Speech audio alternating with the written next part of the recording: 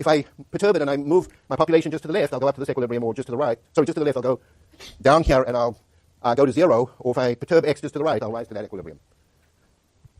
So you can work through these things, but the point that I want to make here, and the theory that we're going to talk about, is actually based on using a symmetric model. So we're going to develop a whole bioeconomic theory based on the symmetric model.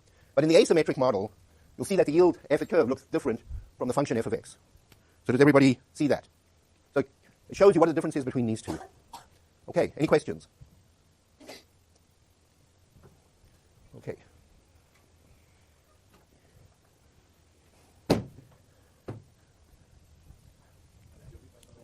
Sure.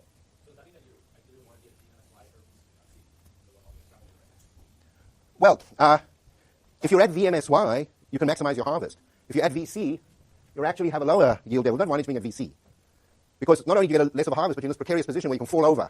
So that if V goes beyond VC, then you drive the population to extinction. There's no longer any equilibria. Yeah? No, it means that it's unstable. So that if you set at the dotted line, you could stay there. But if you're slightly perturbed away from the dotted line, so there's a corresponding x.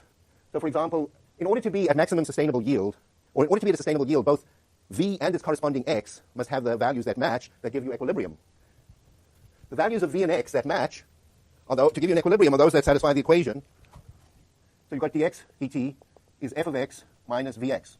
An equilibrium implies that f of x is equal to vx, or v is equal to f of x upon x. So if I choose a particular value of v, then I've got to solve this equation for x. So usually I don't choose x and I find out what v is. Usually I choose v and I find out what x is. So that's why the solution, so given v, then I find an x that depends on v, an x subscript v. So I get this pair, x and x subscript v. So when I go to here, for every value of v, I say what's the corresponding x, and actually call it x hat to show that it's the one that causes me to have an equilibrium, because it satisfies this equation. This is my x hat equation. You see, here I can put in a value of v, but I can be at somewhere other than x hat. If I'm somewhere other than x hat, the population is either going to rise to it or go down to x hat if x hat's stable, or it'll move away from the x hat if it's unstable. In this case, you can see you get the two solutions. One is stable, one's unstable. Yeah. Okay. Well, what do you think happens? Look at the graph. What does the graph tell you? No, that there's no yv. It doesn't exist, which means that you can't have a sustainable yield. It doesn't mean you can't have a yield. But what it means is that if you harvest the population over time, you're going to drive it to 0. You can't drive it to an equilibrium. You see, what happens is that, I'll just quickly draw this. Now I'm drawing x as a function of time. Okay, so this is a third kind of graph. This is a graph that tells me about the dynamics of the population, the rate at which it grows. From this graph, I can say that if I plot the two different parts, the f of x and the v of x, then I can draw a graph that shows me where the equilibriums are and what happens to them. Since I interpret v of x as a harvest at the equilibrium, I can, for those equilibria, I can plot an equilibrium yield f of x. So that's about equilibria. This is only about equilibria. This is only about an equilibrium. So when a y hat does not exist, it means there's no equilibrium value. It doesn't mean you can't get harvest over a certain amount of time. Typically what happens is that, let's say I apply a particular v, and I apply v, and this value here I'm going to call x subscript v. Now if I apply v and I start above x subscript v, or I start below x subscript v, I'm going to approach it asymptotically like this over time, and I'll just skirt along there. If v is sufficiently large, so apply v. Now, in this case, if that's my equation, and v is greater than v critical, what happens is the population is driven to 0 like that, asymptotically. And so that's why an equilibrium doesn't exist.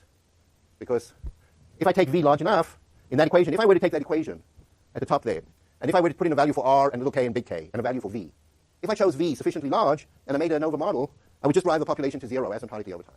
That's what would happen. Which says there's no sustainable equilibrium. It's only when v is less than a critical value. Now from that equation over there, you can work out what the critical value is. But it's only when v is less than that critical value that an equilibrium exists. So what you do is you solve that equation. I can put in a value of r, I can put in a value of little k, I can put in a value of big K, and then I get an equation in x and v, and I can solve that equation for x as a function of v. Now for small v, I'll get two solutions. At the critical value of v, I'll get one solution.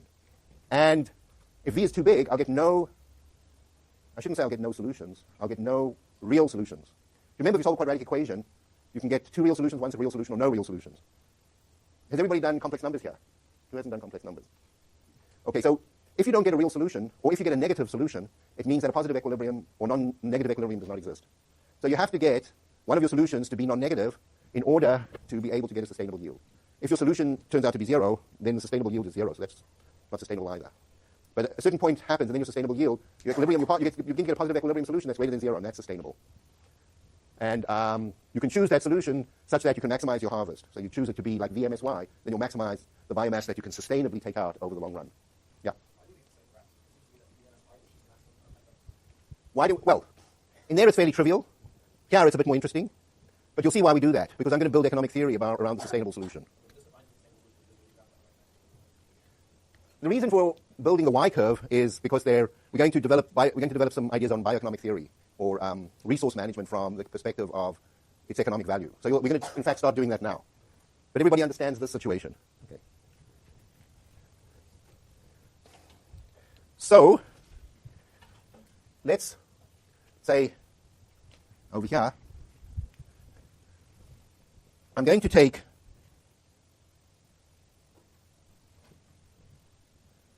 and what I'm interested now is that I'm not interested in the actual yield, but I'm interested in the dollar value of that.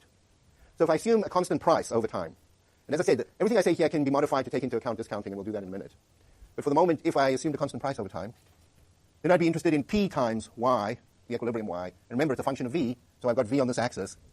And what I get is exactly that curve scaled by the value P. So I'm taking that curve and I'm multiplying it by P, but it just represents changing the scale over here to reflect price. And remember that this price now is the gross return rate, because there's an operating cost that we haven't yet taken into account. So if I do that, I get a curve like this. And I go from 0 to the maximum value of V. And my maximum value of V in this case, or I called it V critical. How do I work out what the critical value of V is, how big it is? How do I work that out? What is the critical value of V over here? What's it equal to? Say it in words. It's equal to something about the function f of x. It's equal to something about the slope of f of x. It's equal to the slope of f of x at x equal to 0. Because if I'm bigger than the slope of f of x at x equal to 0, then I don't intersect the curve. If I'm smaller than the slope of f of x at x equal to 0, then I do intersect the curve. Does everybody see that? So that's df dx at x equal to 0. So that slope determines the range of v. Does everybody understand that? Because that's an important point. And this is a symmetric curve for the logistic case. The logistic case, if you remember, is just, I don't know if you can see the logistic curve there. So in some places, if you read a book, they'll develop the theory all in terms of the logistic curve. And then it'll be symmetric. I've shown you how to do it more generally, but we're going to draw everything in terms of a symmetric function because it keeps things simple. And I only need you to know how to develop the arguments in terms of the symmetric function. And the maximum yield you can get on a sustainable basis is at VMSY. Okay? And but now, the reason for having this curve is we're now going to introduce a concept that we haven't introduced before. So when we plot this graph, we're just plotting the yield. However, if we're interested in the economics, then we can have another curve. I'll draw this in a different color. And let's say that V is the effort. So there's going to be P is price per unit harvest, and C is cost per unit effort. So in other words, how much does it cost me to operate the resource exploitation process? It's C times V. Okay. So if it is C times V, so we've got a P here and a C over here. And we can have a look at this point over here, which for some mysterious reason, I'm going to write as V infinity.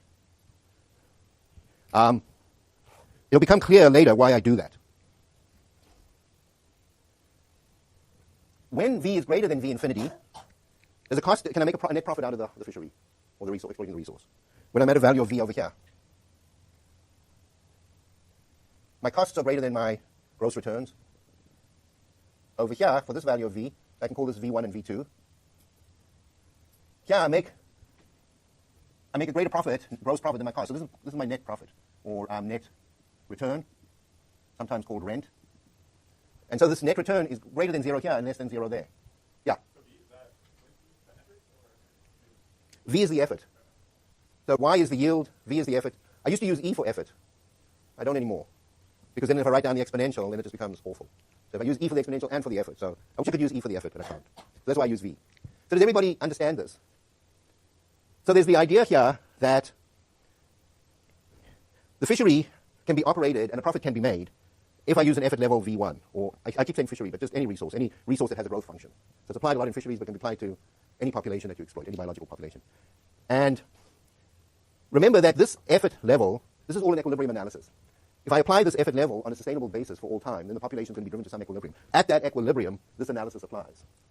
So what it says that it's not good enough to have a sustainable yield, but you want to have a positive, sustainable rent.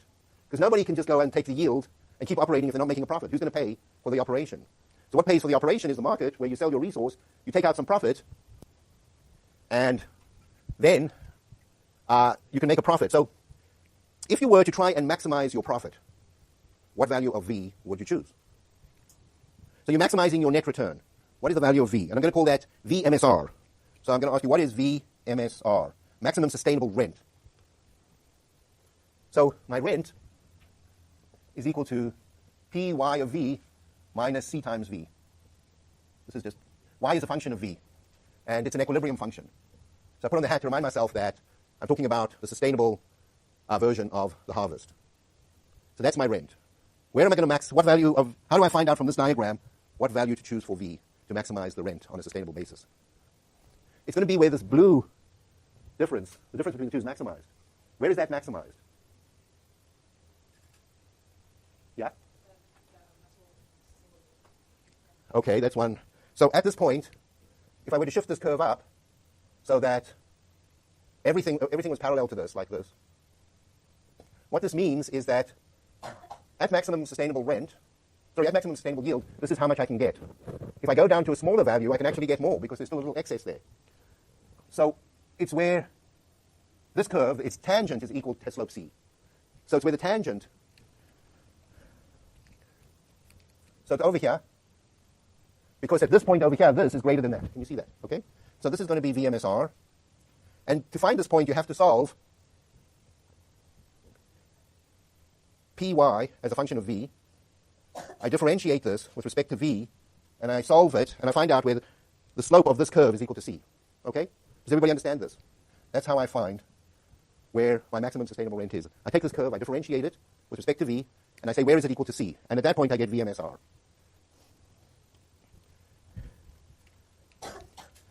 So, we're now sitting with a biological resource, and people are exploiting it, and different kinds of processes are taking place, and there are market forces behind this, and individuals are coming in, and they're participating.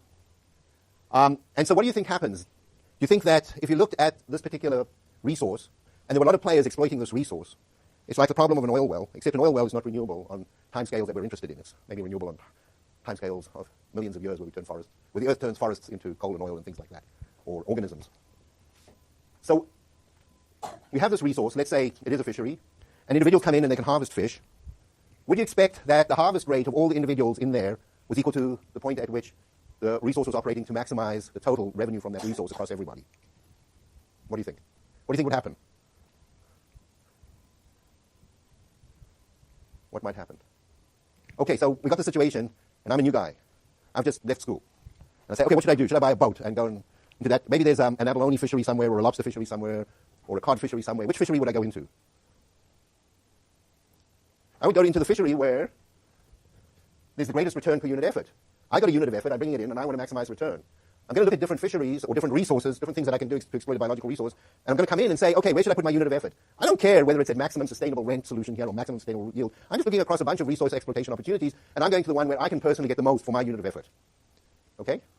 Now let's say there are more people wanting to come into resource exploitation than there are resources to exploit.